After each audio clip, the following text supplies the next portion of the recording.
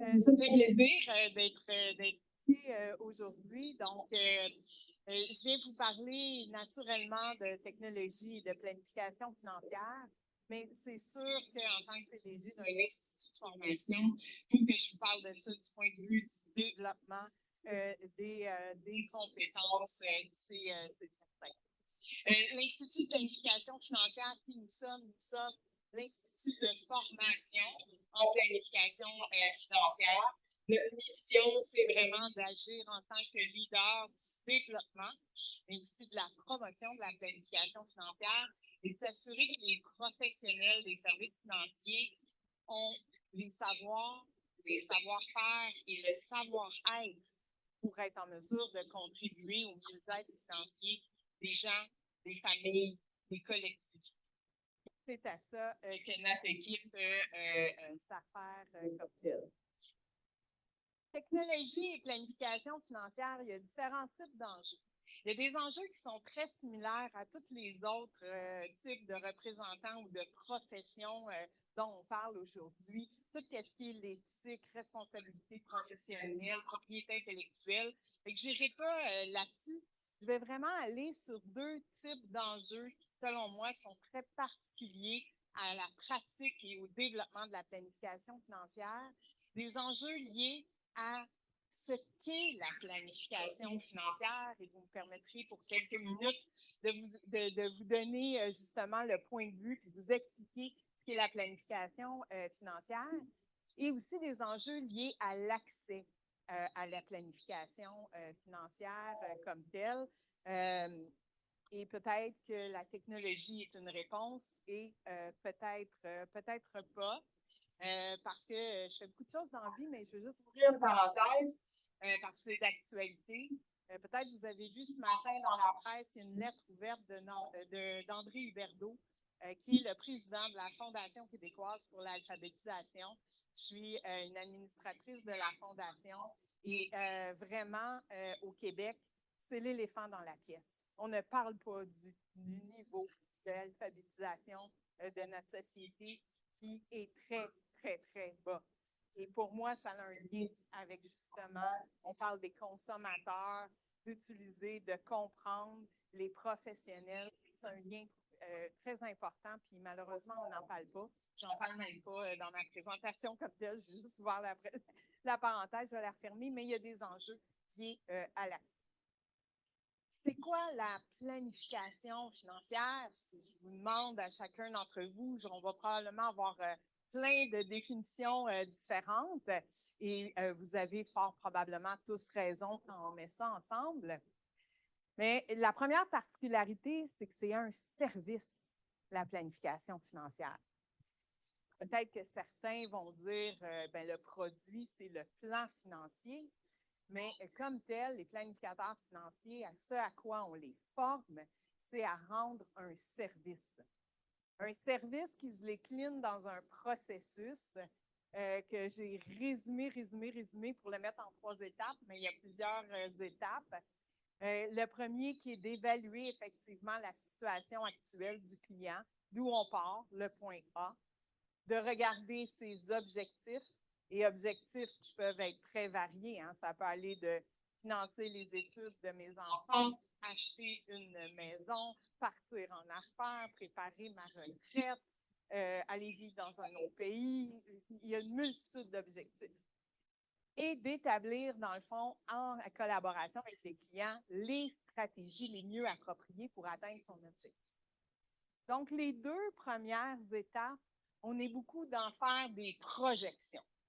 Et ça, présentement, la technologie là, est là, puis elle est super bonne, puis elle est super utilisée pour faire de la projection. Mais l'autre étape, on est dans les recommandations. On est dans le jugement professionnel à ce moment-là. Et là, on n'est pas encore... Probablement qu'un jour, peut-être, on y sera, mais il y a une foule de considérations et la planification financière, c'est des recommandations, c'est des stratégies personnalisées, donc d'une personne à une autre pour une foule de considérations encore. Les stratégies, le plan ne sera pas pareil Je fais souvent le parallèle avec la médecine, hein. Quand on va chez le médecin, ils peuvent utiliser effectivement des technologies, puis ils utilisent de la technologie pour justement faire leur diagnostic.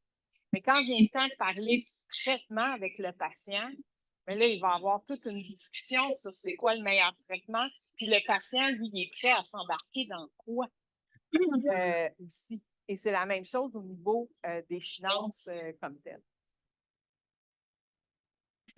Pour faire ça, s'articule une foule de compétences chez le professionnel. Et nous, on a représenté ça dans un guide des compétences. Et vous avez ici le modèle. Je vais passer quelques minutes à l'expliquer comme tel parce que c'est très important. C'est en lien avec les enjeux, justement, avec la technologie pour la planification financière. Vous voyez qu'au centre du modèle, c'est le client, c'est la cliente avec ses objectifs, avec sa situation, avec où il veut aller, où il est présentement. Et alentour de ça, il y a plein de connaissances qui s'acquièrent dans la formation académique. La fiscalité, les placements, les aspects légaux, la succession, la retraite. Donc, 7 domaines d'expertise. Donc, déjà là, c'est une particularité. C'est 7 domaines d'expertise sur lesquels les planificateurs financiers, les planificatrices financières sont formés.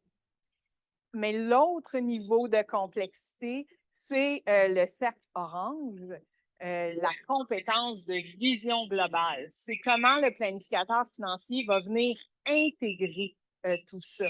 Et ça, c'est vraiment là la particularité, la valeur ajoutée. C'est à ça qu'on les forme à l'Institut, à utiliser ce qu'on appelle un cadre situationnel où, à partir de ces connaissances, le planificateur va activer ses compétences pour regarder la situation personnelle et familiale, la situation financière, la situation fiscale, la situation à la retraite, la situation en matière de protection et finalement la situation au décès.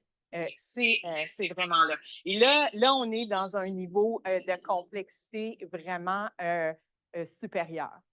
Puis, pour rajouter à tout ça, bien, il y a la dernière couche du cercle avec des compétences techniques qui sont transversales. Donc, autant l'orientation client, la pensée analytique, la rigueur. On a aussi inclus la pensée numérique, je vais en parler un petit peu plus tard, et des compétences relationnelles. Donc, la communication, la coopération, l'éthique, les relations, l'intelligence relationnelle, etc. Parce que ça, je suis d'accord pas mal avec ce que mon collègue Marc a dit.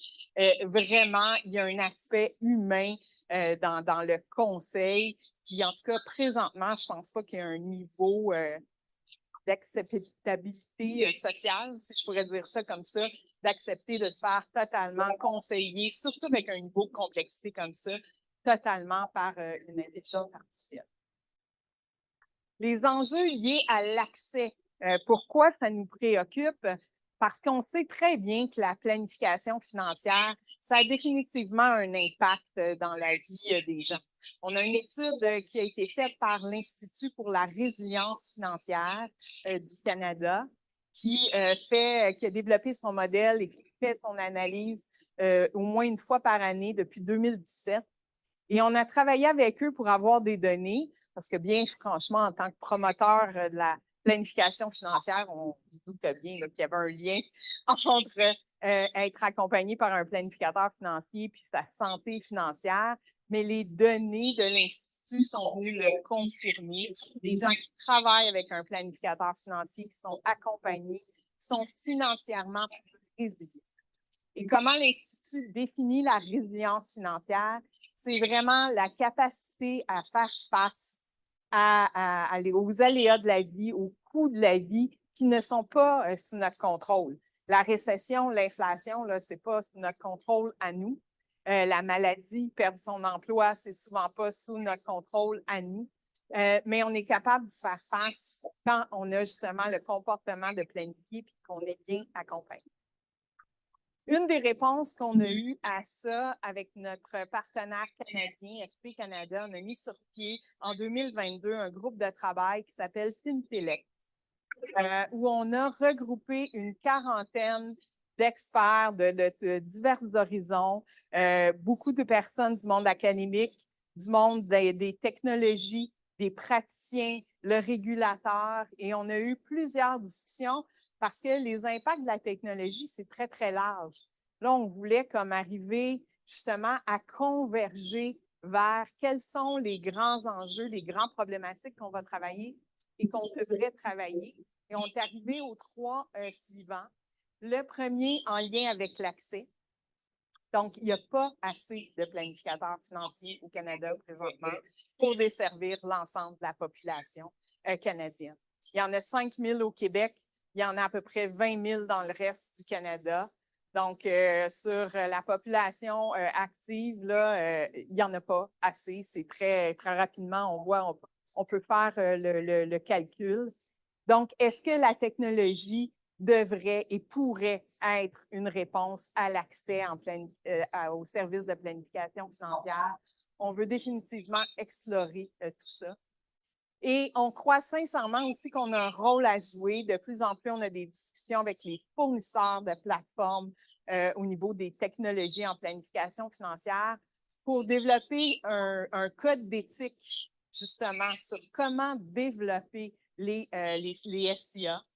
Et oui, protéger les données personnelles, mais s'assurer aussi de certaines données qui sont utilisées dans leur modèle de projection. À chaque année, l'Institut publie avec FP Canada ce qu'on appelle les normes d'hypothèses de projection. Et ça, c'est un groupe de travail d'experts, de planificateurs financiers, d'actuaires qui se penchent sur ces questions-là pour s'assurer que les planificateurs financiers utilisent des bonnes normes, que c'est pas un petit peu comme ça. Puis l'inflation, ben oui, il y a l'inflation de mois par mois, mais quand on fait une planification sur 20-30 ans, on n'utilise pas les mêmes chiffres. Les rendements des investissements non plus, puis la hausse des salaires non plus. Donc, s'assurer qu'effectivement, les systèmes, les SIA, utilisent des données. Bon, c'est sûr que moi, j'aimerais bien qu'ils utilisent juste nos normes à nous, là, mais qu'ils utilisent des normes qui sont robustes. Vous comprenez ce que je veux dire? Et le dernier, c'est par rapport aux compétences. Donc, je reviens au titre de ma présentation. C'est par rapport aux compétences que doivent développer les futurs planificateurs financiers, planificatrices financières et ceux qui sont là présents.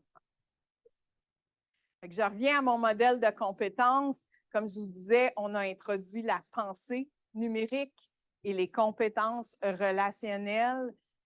Chacune des compétences, puis je ne passerai pas tout à travers, le guide est disponible sur notre site web, mais chacune des compétences est avec des niveaux de maîtrise des compétences. Et pour la pensée numérique, on l'a défini comme être capable justement de comprendre l'essor du numérique et l'impact dans sa pratique professionnelle, d'être conscient des avantages et des limites que cela apporte, puis comment je l'utilise dans mon travail. On a défini ça, mais présentement, on est obligé de constater que peu de praticiens s'y intéressent. Et là, j'ai des données fraîches, puis j'ai même c'est des données qui vont vraiment être rendues publiques la semaine prochaine lors du sommet de la planification financière qu'on organise avec la chaire de recherche IG Gestion de patrimoine en planification financière de l'Université Laval. Un sondage qui a été fait, il y a plus de 1000 répondants à travers le pays, des gens, des praticiens en planification financière et successorale. Et quand on leur demande est-ce que vous avez recours à l'intelligence artificielle dans votre travail? 29 ça, c'est quand je regroupe les totalement d'accord et les plutôt d'accord. Et est-ce qu'ils ont recours pour des projets personnels? C'est 35 aussi de plutôt d'accord et totalement d'accord. Donc, c'est pas si élevé que ça. Là, ben, on leur a demandé la question, s'il y avait déjà eu de la formation, s'ils avaient commencé à se former là-dessus. Encore une fois, si j'additionne plutôt d'accord et totalement d'accord, ça fait 18 Donc, sincèrement, encore une fois, je rejoins les propos de mon collègue Marc. Je crois que les gens doivent s'y intéresser plus, doivent se former plus. C'est une nécessité, mais présentement, on constate un manque d'engagement Les gens sont encore sur les compétences très techniques, sur les savoirs. Je vous disais que nous, on travaille les savoirs, les savoir-faire, le savoir-être.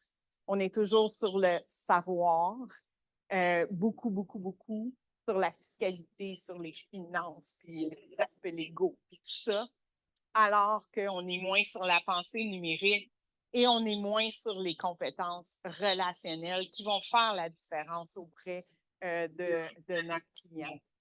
Puis je vais vous laisser avec un passage que j'affectionne beaucoup. Peut-être que certains d'entre vous, vous avez, je vais aller plus vite là-dessus, vous avez déjà lu le livre Humans are Underrated, qui a été publié en 2016, mais c'est toujours extrêmement d'actualité.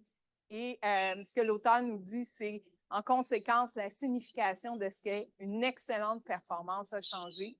Autrefois, il fallait être doué pour agir comme une machine. Désormais, et de plus en plus, il faut être doué pour être humain. Une grande performance exige que nous soyons intensément des êtres humains. Autrement dit, être un grand performant devient moins une question de ce que nous savons, mais plutôt une question de ce que nous sommes. Donc, mon souhait, c'est effectivement d'intéresser de plus en plus, je crois, les professionnels des services financiers à cette question-là. Aujourd'hui, je prêche à des convaincus, là. Si vous êtes là, c'est parce que ça vous intéresse, vous voulez réfléchir à ça. Mais j'aurais souhaité qu'on soit 2000 aujourd'hui à réfléchir à ça. Mon souhait, c'est que peut-être dans un avenir pas si lointain, effectivement, il va y avoir plus de gens qui vont s'intéresser. Et c'est là que vraiment va se mettre en place des écosystèmes dont tu parlais, Maya, ça va faire vraiment la différence et qu'on va adapter comme il se doit les technologies qu'on va bien travailler avec. Merci, Chantal.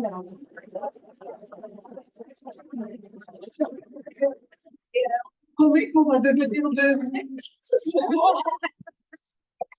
Et vraiment, vous êtes très actifs de compétences, des données sur la résilience financière, Fintellect, et bien hâte aussi de découvrir votre message. Merci de partager toutes ces informations avec nous. Est-ce que le public aimerait intervenir un peu, parce que c'est très intéressant d'échanger. Christian, encore. Ouais. Talent, j'ai vu 29%, si je me souviens, 29% dans un sondage il y a eu 1000 personnes qui ont répondu sur 25 000 morts. Ce qui est bien. Il y a 29% qui utilisent ou qui ont utilisé. Oui. Moi, je trouve que c'est quand même beaucoup. Non, mais c'est nouveau. Non. Ben, c'est une perspective. Là. Moi, je trouve que ça devrait être plus là. Puis peut-être qu'ils l'utilisent et ils en sont même pas conscients. Okay. Là, comme vous voyez, c'est des données fraîches. Là. On les a pas encore tout à fait analysées. On a le sommet la semaine prochaine. Plusieurs acteurs, on va être en entour de la table pour discuter de ça puis réfléchir. Mais c'est un point de vue. Moi, je trouve que ça devrait être plus élevé. Mais